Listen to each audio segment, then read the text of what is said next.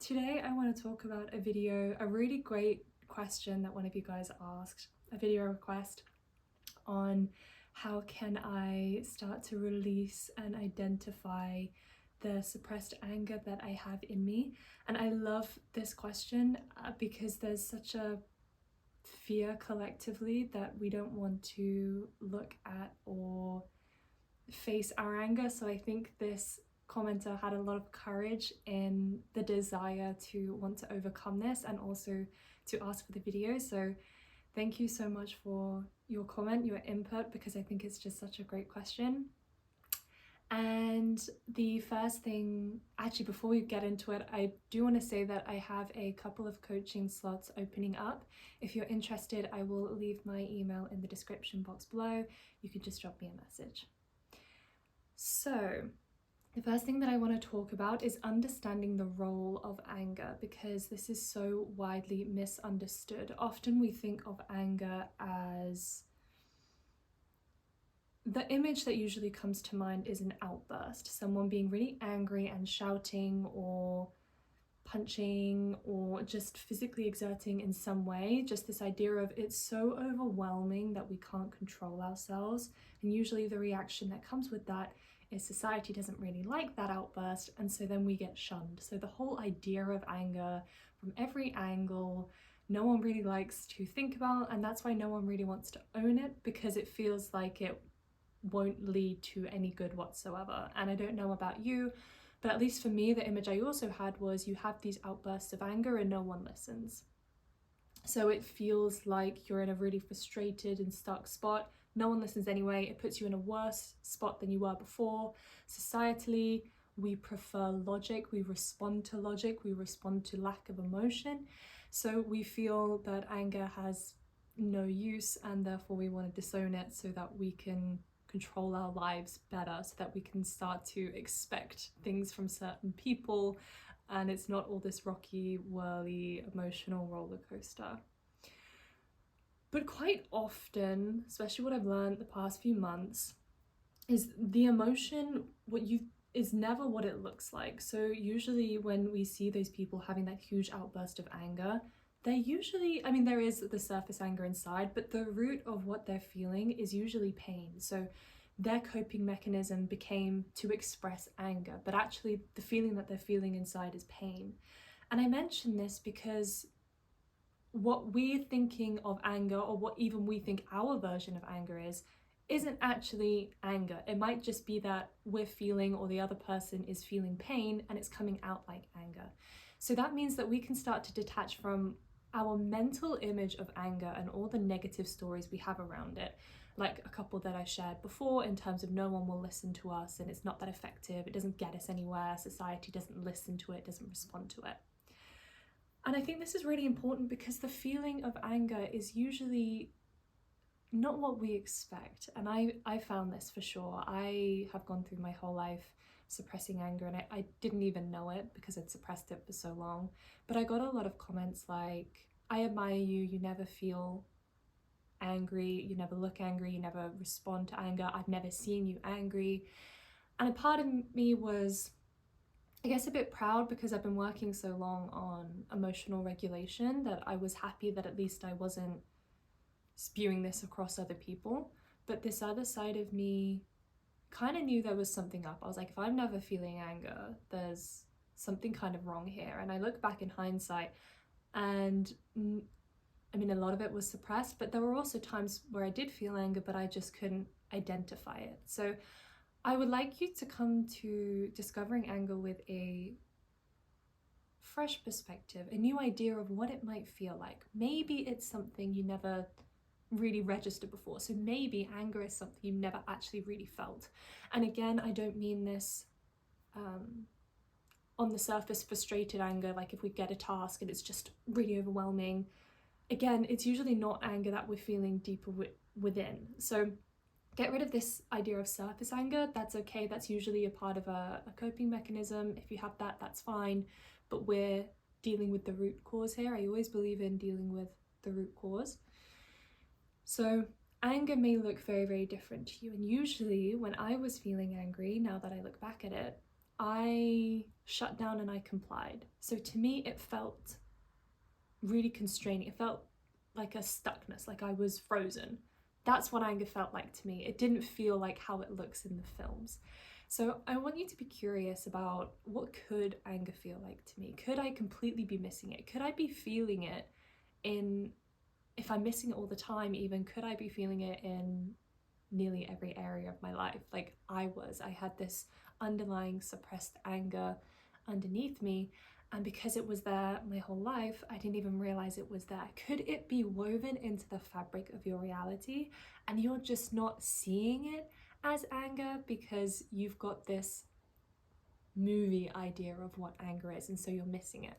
So that's also why it's really important to tune out of what other people say and collective ideas if we can, because I've found that a lot of, because you've worked in the mental plane so long, right? If the mental plane was everything that it said, you would have had everything that you wanted. You would be feeling very balanced right now. So now that we know that this isn't working for you and you're here doing this energetic work, we start to realize that usually what we see is not actually corresponding to how we think it will make us feel. This is really, really liberating, because now you're going to be able to uncover not only just suppressed anger, but also wondering, oh, actually is that another feeling that I'm suppressing? Like for me, I started uncovering this anger and it led into a whole lot of shame, and that for me was woven into the fabric of my reality. I didn't realize every single area in my life was driven by shame by such a high degree. It was always there. So everything, I think, you could be feeling it all the time, is what I'm saying. And so just coming at it with a fresh idea of, maybe it's not what it looks like. So to build on this, I also want to say that, or I also want to help you understand the role of anger. So again, coming from this idea of anger is not this outburst that we usually see, not real anger, not the anger at the core that I'm talking about. The anger that we feel is protection, and beneath that anger, just beneath it, is wisdom. And this is why we need anger. Okay, so this is why a lot of people who are people pleasers as well suppress their anger, much like myself, because we get so scared of expressing the anger that we don't get to the wisdom beneath. And that wisdom beneath is, I don't like this, I don't like that, I do like this, I don't like that. That wisdom is the step forward we need to take in order to own ourselves more and own the scenario and not feel controlled by other people. So anger is like this, to me it feels a bit more like this quiet, this really rock sturdy knowing. It's like when someone comes to you and, I don't know, say if you didn't do many active outdoorsy type things and they're like, let's go bungee jumping, and you might have the overall fear of, oh my god, that would be so scary, but underneath you may also have this idea of, no, that's not for me, I am not ready for that right now.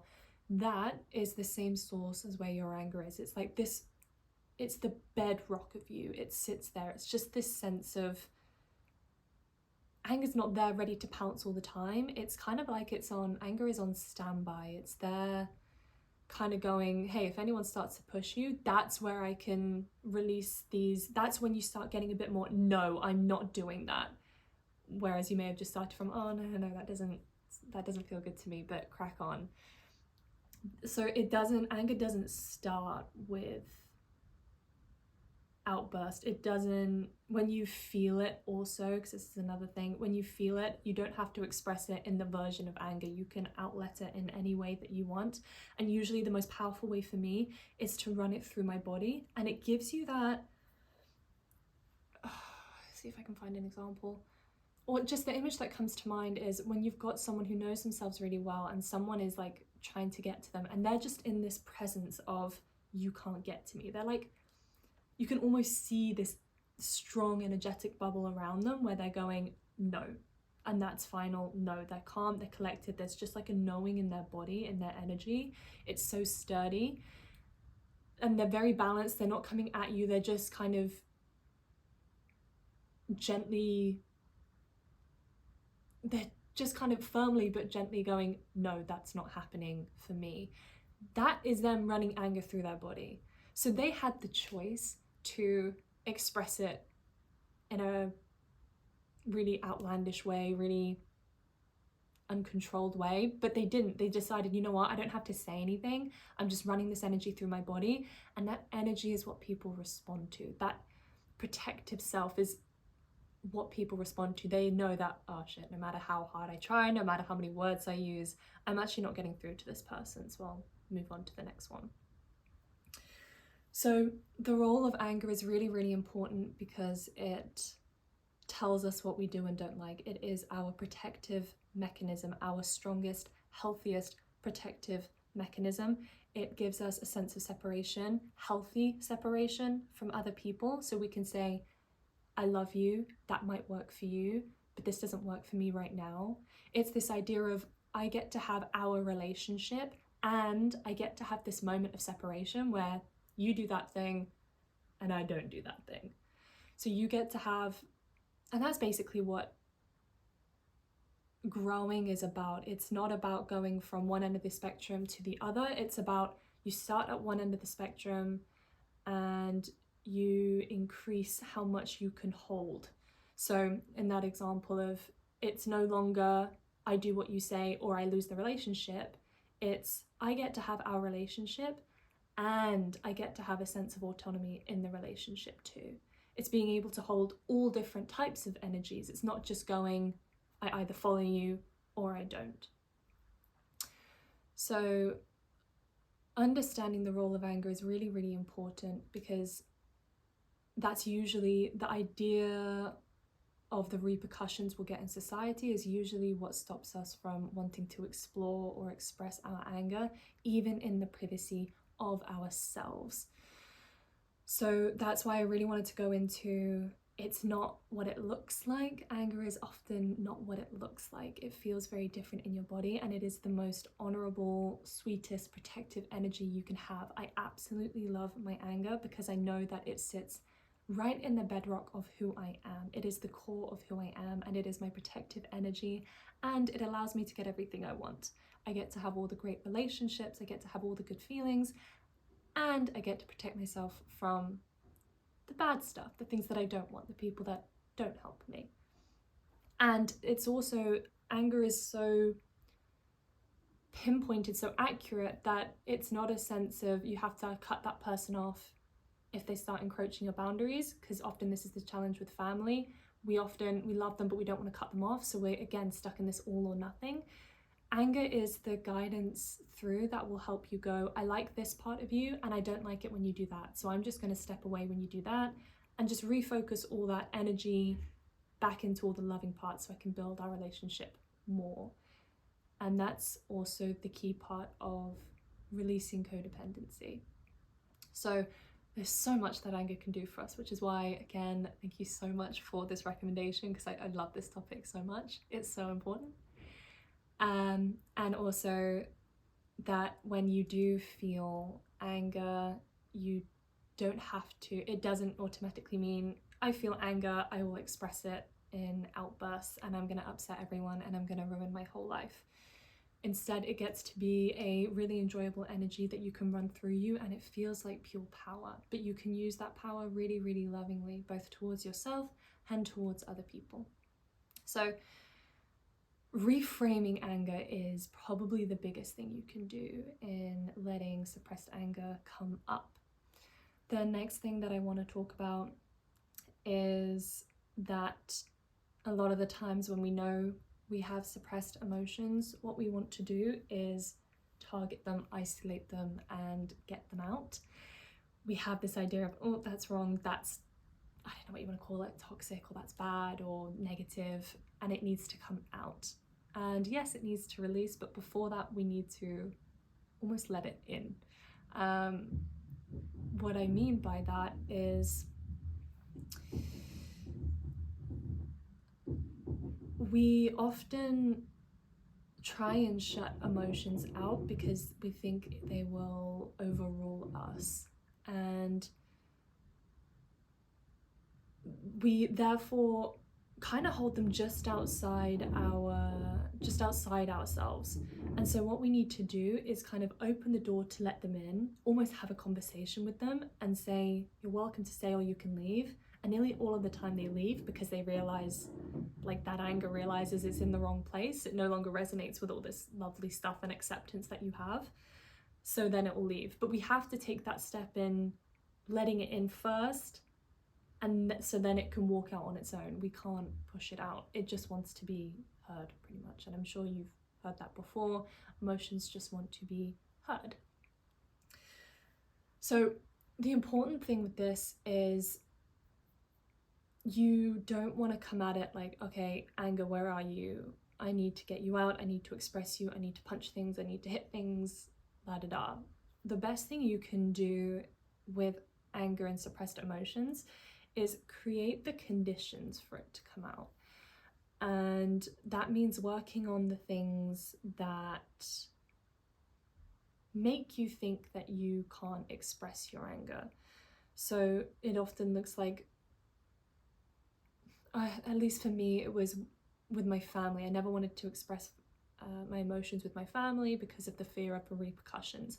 I'm really digging into what those repercussions may be, and then thinking of ways of, okay, if those repercussions did happen, what can I do so I can still keep my strength of self?